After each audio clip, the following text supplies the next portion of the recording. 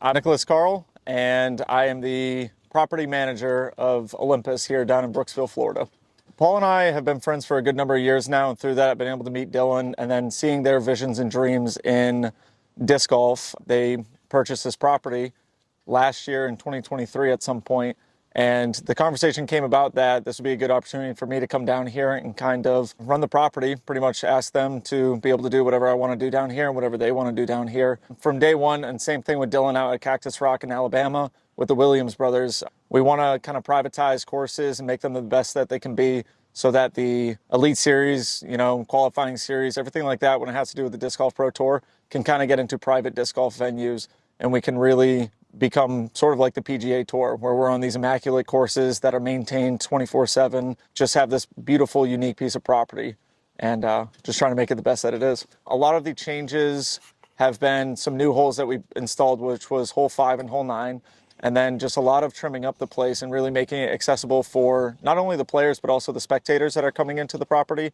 We wanted to make sure that it was able to fit over 1,000 people on the property at one time. I would say a couple of the holes are major changes, and then minimal changes, which is different basket pin locations and also tee pads. Some of them moved back, some of them moved to the side, but making the layouts a little bit more difficult for the FPO and the MPO players coming out here. And then when I've seen the coverage online before, it was always like, man, I really want to go out to play that course because we have these beautiful grass fairways along with some wooded holes, and it's not necessarily a bomber course like other courses out on the tour are. You have to be very in tune with what your fairway game is and kind of your hybrid drivers. So coming onto this property right off the get-go, just kind of driving into the parking lot and seeing where our Tournament Central area was, I knew it was going to be special, especially with all the Spanish moss that's out there. It's a pretty piece of property.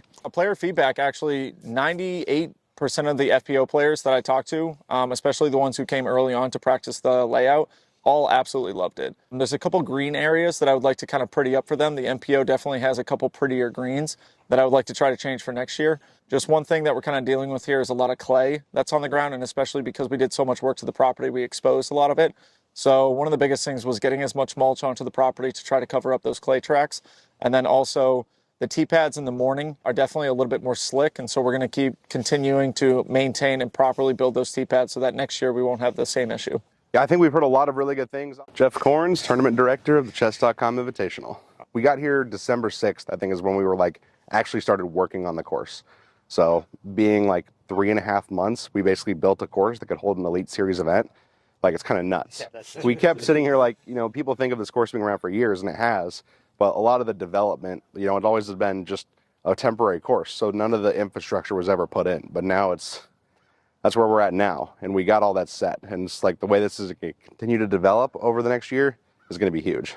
I mean, there's a lot of moving pieces with running an event at this scale that sometimes people don't understand, but I mean, for one, I got here early just to want to make sure everything was going on track. We were getting ready for the event. I mean, we got a lot of people who came out, volunteered on the course, people who came out to just finish building things. The Williams brothers from Alabama, they were crucial in just getting the groundwork started on the course and designing the property. Paul's an incredible course designer, obviously has a lot more experience than the majority of the people out there in the sport of disc golf. And so when it came to his design of things, every so often we would take a look at it and be like, man, are you really talking about that? And then kind of when it was all said and done and we cleaned up the fairways or made the new hole in general, it's like, wow, now I can actually see your vision for it. But as someone who doesn't really have a lot of course design experience, it was more so, Paul, give me your visions for it, especially Dylan as well. Their visionary process and all of this is incredible. So it's pretty much, Paul, give me your vision, what we want to do. And myself, the Williams brothers, and a handful of volunteers, we were able to make the place almost exactly how Paul wanted it. Fortunately, the course was almost here when we got the property, and when we were able to kind of go in and actually make it a permanent course. A lot of the stuff was already designed out from Greg Hosfeld. Mike Barnett has played a huge role in all of this. He runs the Throw Down the Mountain tournaments. Ken Climo has been out here for a large number of years. And so fortunately, the course was in its former glory now that we can actually do permanent things here. So when it comes to anything that we really couldn't change, we kind of had free range to change what we wanted since Paul and Dylan are the property owners of it. We tried to keep the flow pretty much the same. It's got an incredible flow here. There are some things that we'd like to change up for next year to make it easier. But for the most part, there wasn't anything that we couldn't change, but there wasn't a lot that we had to change. The biggest thing is accessibility for spectators.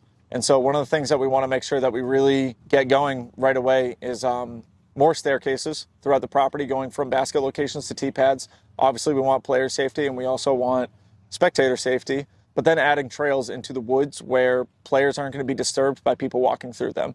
So us, myself, Paul, the Pro Tour, we've already been talking about a large number of areas that we're going to open up for these really, really cool spectator areas.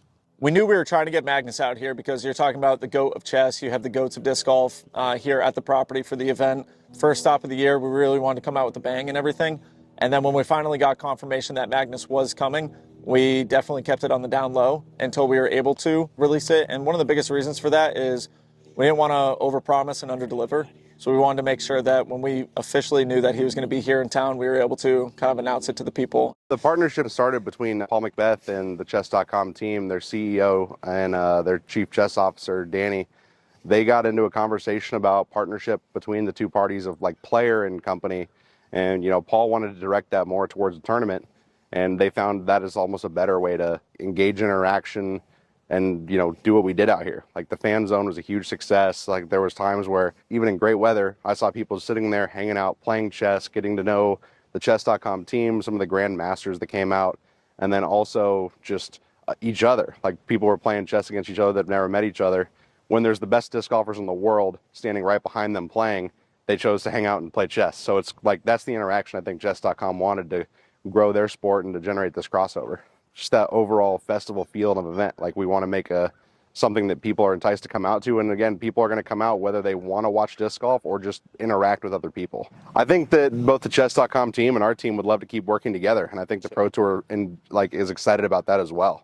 So we don't have anything set in stone right now, but I think we're confident that we're going to develop something for the future years. And they were such an incredible company to work with. And I would say it was a big success for both us and chess.com. And I think with the success that this tournament did have, I think everyone kind of has an exciting interest into, making the 2025 first stop of the Elite Series event, the chess.com Invitational here at Olympus. We like being the kickoff event of the season right now. It's a great time. Like the weather's great this time of the year here. Okay. The tour wants to start in the Southeast. So it fits that need really well. We'd love to, if we can make the jump to like an Elite Plus event someday, I think we can do that. The property's demanding enough. There's the opportunity to get more pin positions. So some of the other one-course Elite Plus events where they have multiple pin positions on some holes for different days, I think we can do something similar to that. So, yeah, I can see the team definitely ready to take that on at some point. The one thing that could go wrong here at this property is hosting a tournament and having a massive rainstorm at the same time. I would say a couple days prior to the All-Star event is when I was finally able to get some lumber companies delivering mulch out here. I have a skid steer on the property that I'm able to use and kind of get the mulch around, but I was getting rained on pretty good in the skid steer, trying to bring out just that last bit of mulch. And after the first 9-hole loop from the FPO, we realized that we do need more mulch out there. And we were at a point where I was like, you know what, as much as I don't want to take the skid steer out on the property right now, I kind of have to. And I think over the course of Saturday's All-Star event, I probably put out about 135 yards of mulch onto the property, me and a couple volunteers. I got my skid steer stuck in one point as I was going up and down hole 1's walkway from the basket to hole 2's tee-pad location. That was definitely one of the most stressful moments I've had. Just when you're hosting a big tournament like that, you want everything to be as good as possible. And the one thing that can really kind of deteriorate a course, and this is any course in general, is just having a monsoon come in for 48 hours straight. 3 inches of rain is no joke. I don't think I left the property Saturday night till about 11 or 11:30 at night until I finished every single bucket of mulch that I had. Over the course of 2 weeks, I think we had pretty much spread almost 500 yards of mulch out on the property. It's very fortunate the property was purchased by Paul and Dylan, because in years past when it was just a large A-tier here, if it rained that weekend, players were in a position of walking down hills slowly and getting around. You got all the clay. Now we're at a point where, because we have permanent access to the property, by 2025, I'll have this place to where I don't care if there's 4 inches of rain, it'll be accessible for people still to play on it. My most proud moment, and this is kind of in a funny way, is on my podcast, Staggered Stance, I predicted that AB was going to win on the MPO side, and to see one of my good homies in disc golf finish and win his first Elite Series event here on the property, that was pretty cool, but that's more of a joking accomplishment. But I think the thing that I'm most proud of is the hard work and dedication that myself, Jeff Corns and his staff put in, and then all the volunteers who were able to come out. Volunteer coordination, that's always like a thing when people ask me about tournament directing, like what is like the wild card or what's the one thing you're always concerned about while you're running an event. It's, volunteers are volunteering their time, so they're coming out of the kindness of their heart. So if the weather's bad, you never know. They could just say, yeah, I don't really feel like it anymore. But we got a lot of volunteers. I think we had like probably almost 200 shifts worth of like volunteers that came out throughout the whole week. One of the big shout outs is Danny McDonald and all the other crew that came out and built a step system, some stairways going in certain areas. The thing I'm most proud of is how we persevered through a really rough start with the All-Star weekend and just had what I would say is a kick-ass tournament. And even Friday night after the first round, we got poured on here. And me and a large group of people stayed after to finish raking Tournament Central and put some mulch out where we needed to. So that Saturday when players came, it wasn't, a mud fest here. So I would say the hard work that anyone, the Disc Golf Pro Tour, Jeff Corns' staff, myself, and all the volunteers, I would say that's probably my proudest accomplishment, is to be able to have players come out here and feel so satisfied after playing around. My biggest thing is I want to shout out Paul and Dylan. They gave me an opportunity to, I think, showcase what I've wanted to do my whole life, which was managing and running a property. Paul's been one of my best friends for a large number of years now, and I've grown very closely with Dylan over the course of all this, and his excitement and both of their excitement and visions for this property, they gave me full access to be able to help make that dream a reality. So I remember Thursday night was finishing up around 10:30 out here on the property. I remember texting them, and I just want to say, hey, I'm thankful for you guys. Thank you for giving me this opportunity. So those two are probably my main shout out. And then Discraft, Jeff Corns, the Disc Golf Pro Tour for, putting on an event here. Nick Carl, he's the man. I feel like when I've always run one of these events, there's always been someone who's been the man. Like, he's the person that's just taken on any task you throw at him, done anything that's like, hey, we need to get like this fairway clear for spectating, or like we need to get this like terrible piece of brush taken out. They're just like, they're on it. It's done. Boom. I don't even have to think about it. So Nick Carl has been the guy. He's incredible. And then the biggest shout out of all that is chess.com. They were the most pleasurable staff to work with. Danny and Eric, who are the CEO and the CCO of the company, came out here. You could just see their excitement.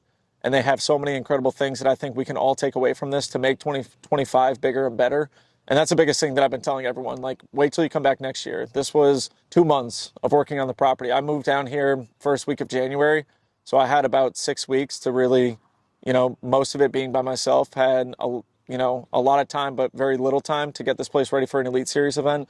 But and then a huge shout out to the Williams brothers. They're the crew that's out in Alabama. They came out and they did a majority of the hard work out here. And those guys, if you're ever looking for people to come and build a course for you, hire the Williams brothers, because our saying is, where there's a Williams, there's a way. And we're going to do many incredible things.